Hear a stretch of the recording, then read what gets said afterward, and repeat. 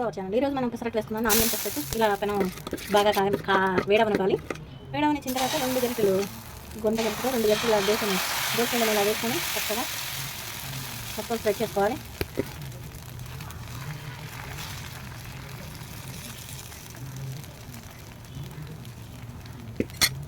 Spread చేసుకొని ఈ onions వేసేసుకుందాం అండి.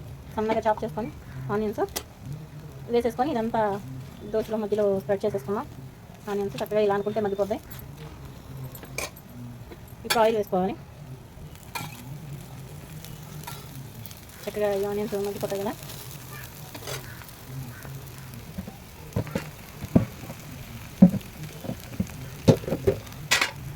ఎప్పుడైనా సరే అండి మామూలు అట్లా అయినా ఆనియన్ వేసుకుంటే కొంచెం లైట్గా కారం తెలుకోండి, టేస్ట్ సూపర్ ఉంటుంది.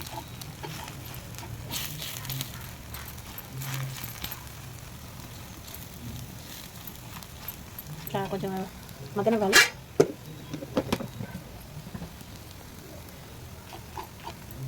ఇలా కాలిన తర్వాత మనం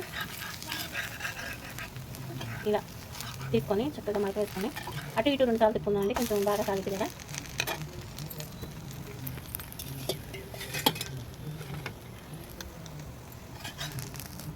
ఏమన్నా పచ్చిందా మనం ఇలా కాల్చుకున్నాం అనుకోండి, చక్కగా కాలిపోతాయి.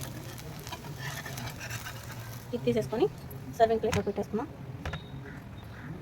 శనక్కాయల చట్నీ, అల్ల పచ్చడి with onion pesarattu super taste అండి. మా వంటలు మీకు నచ్చినట్లయితే లైక్ చేయండి, షేర్ చేయండి, సబ్స్క్రైబ్ చేయండి. Thanks for watching. Thank you friends.